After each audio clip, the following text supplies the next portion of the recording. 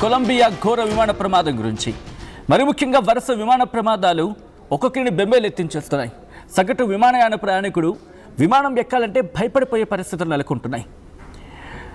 మరి ముఖ్యంగా గుజరాత్ విమాన ప్రమాదం తర్వాత ఆ ప్రమాదం గురించి ప్రపంచవ్యాప్తంగా చర్చ జరిగింది. ఏకంగా 240 మంది మరణించిన సందర్భం ఆ ఘటనలో, 240 మందికి పైగా. ఆ తర్వాత నిన్న జరిగిన ఘటన అజిత్ పవార్ మహారాష్ట్ర డిప్యూటీ ముఖ్యమంత్రిని కోల్పోయింది భారతదేశం. అయితే ఈ ఘటన మర్చిపోకముందే కొలంబియాలో ఇంకొక ఘోర విమాన ప్రమాదం జరిగింది. నార్త్ డి సెంటాండర్ ప్రావిన్స్లో కుప్పకూలిపోయింది విమానం. ఈ ప్రమాదంలో 15 మంది మృతి చెందారు. మృతుల్లో 13 మంది ప్రయాణికులు ఉన్నారు. 2 విమాన సిబ్బంది కూడా ఉన్నారు. మృతుల్లో రాజకీయ నేతలు క్వింటరో సాలకేడో వీళ్ళు కూడా ఉన్నారు. అంతర్యుద్ధం కారణంగా నలిగిపోతుంది అక్కడ పరిస్థితి. బాధితుల తరపున క్వింటరో పోరాటం చేస్తున్నారు. ప్రమాదానికి ముందు కొన్ని నిమిషాల పాటు విమానం అదృశ్యమైంది. ఆ తర్వాత కొలంబియా వెనెజుయలా సరిహద్దుల్లో ఈ విమానం కుప్పకూలిపోయినట్టుగా గుర్తించారు. ప్రమాదం వెనుక కుట్రకోణం ఉందా అనే కోణంలో కూడా దర్యాప్తు జరుగుతోంది. ఈ ప్రమాదంలో చట్టసభ్యుడు ఒకరు కూడా ఉన్నారు. తొలుత విమానం అదృశ్యం కాగా ఎక్కడో దగ్గర సేఫ్గా ల్యాండ్ అయి ఉంటుందని చెప్పి అంత ఆశలు పెట్టుకున్న సందర్భం. అయితే అది విషాదాంతమైంది. కరెక్ట్గా స్థానిక కాలమానం ప్రకారం బుధవారం ఉదయం 11 గంటల ప్రాంతంలో 15 మందితో సటైనా ఎయిర్లైన్స్ విమానం కుక్కుటా నుంచి ఒకానాకు వెళ్తోంది.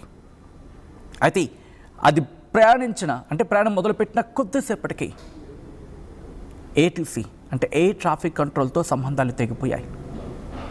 ఈ క్రమంలో ప్రయాణికుల క్షేమంపై ఉత్కంఠ నెలకొంది. నార్త్ డే సెంటాండర్ ప్రావిన్స్లోని కుడాసికా గ్రామం సమీపంలో అది కుప్పకూలిపోయినట్టుగా గుర్తించారు. అది గమనించిన గ్రామస్తులు అధికారులకు సమాచారం అందించారు. ఆ విజువల్స్ మీరు చూడొచ్చు. ఒక్కసారిగా ఆ విమాన శకలాలు మీరు చూడొచ్చు. కుప్పకూలిపోయింది విమానం. ఏకంగా ముక్కలు అయిపోయింది. ఈ విమాన ప్రమాదంలో 15 మంది మరణించారు. 13 మంది ప్రయాణికులు కాగా 2 ఆ విమాన సిబ్బంది. ఆ విజువల్స్ మీరు చూడొచ్చు. ముక్కలు అయిపోయింది సెటైనాకు సంబంధించి ఆ విమానం. అసలు విమానం ఎక్కాలంటేనే భయపడిపోతున్న పరిస్థితి ఉంది. ఎక్కడో చోట ఏదో ఒక రకంలో విమాన ప్రమాదాలు ప్రపంచాన్ని వణికించేస్తున్నాయి. విమానం ఎక్కిన తర్వాత, టేక్ ఆఫ్ అయిన తర్వాత ప్రాణం మళ్ళీ ల్యాండ్ అయితే బతుకు జీవుడా అని చెప్పి మాట్లాడుకుంటున్న సందర్భం. ఈ ఘటనలో పార్లమెంటేరియన్ డియోగెనెస్ క్వింటెరోతో పాటు మరో రాజకీయ నేత సాలకాడో కూడా ఉన్నారు. కొలంబియాలో అంతర్యుద్ధం కారణంగా అక్కడ నలిగిపోతున్న బాధితుల తరపున క్వింటెరో పోరాడుతున్నారు. సాలకాడో ఆయన హౌస్ ఆఫ్ రిప్రజెంటేటివ్స్ ఎన్నికల్లో అభ్యర్థిగా నిల్చున్నారు. అయితే ప్రమాదానికి గల కారణాలపై ఇటు ఇన్వెస్టిగేషన్ జరగాలని చెప్పి డిమాండ్ వినిపిస్తున్నాయి. ప్రభుత్వం కూడా ఆ డిమాండ్ను పరిశీలించింది, ఆదేశించింది. సటైనా ఎయిర్లైన్స్ను కొలంబియా ప్రభుత్వమే నడిపిస్తుండడం ఇక్కడ గమనార్హం. ఈ ఘటన మీద అక్కడ ఎయిర్లైన్స్ దిగ్భ్రాంతి వ్యక్తం చేస్తుంది, దర్యాప్తుకి సహకరిస్తూ ఉంటూ చెప్పుకొచ్చింది. ప్రమాదానికి గురైన బీచ్ క్రాఫ్ట్ 1900 ఒక తేలికపాటి విమానం కండిషన్లోనే ఉంది అంటూ కూడా చెప్తున్నారు. మరి కండిషన్లో ఉండగా ఎలా జరిగింది? ఈ ఘటనలకు కారణం ఏంటి?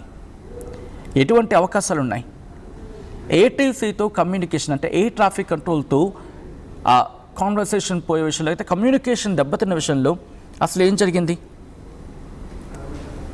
వరుస విమాన ప్రమాదాలు ప్రపంచాన్ని గుబేలనిపించేలా చేస్తున్నాయి. కొలంబియాలో జరిగిన ఘటన ఒక్కసారిగా అక్కడ వాళ్ళందరూ షాక్కు గురయ్యారు.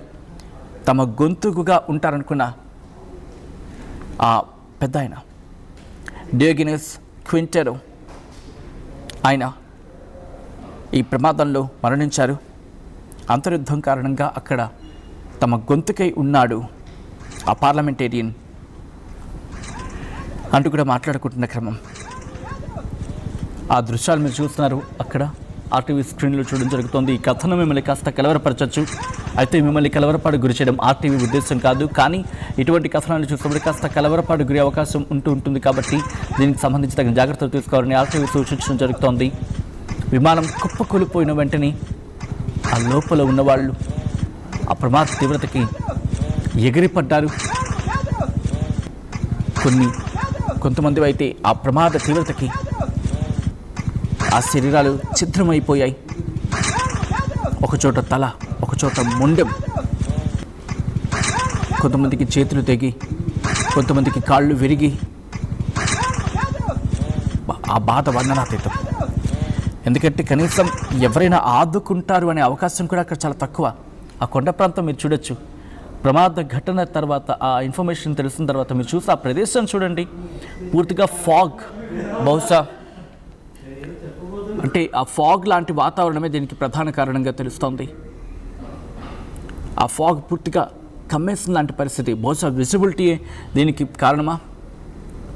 ఎందుకంటే ఆ విజిబిలిటీ ఉన్న సందర్భంలోని మనం నిన్న కూడా మాట్లాడుకున్నాం, ఇటువంటి ఘటనలు జరగడానికి కొండ ప్రాంతాలు, ఒకవేళ ఆ రన్వే కనుక కొండ ప్రాంతంలో ఉందంటే ల్యాండ్ అయ్యే సందర్భంలో, ఎగ్జాక్ట్గా ల్యాండ్ చేసే సందర్భంలో ఒకవేళ ఆ రన్వేకి అటు ఇటుగా లోయ ఉన్న అప్రమాదాలు జరిగే అవకాశం ఉంటుంది.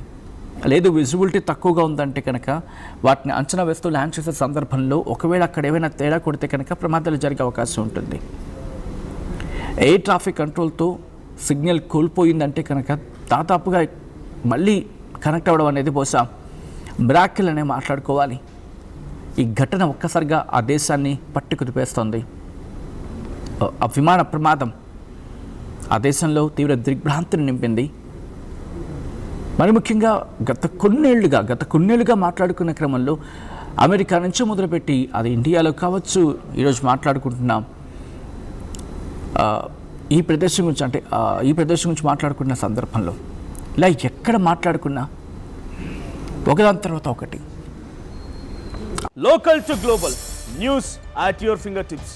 మీ చేతిలో ఒక ఆయుధం. Download Raw TV app. Media legend Ravi Prakash is back.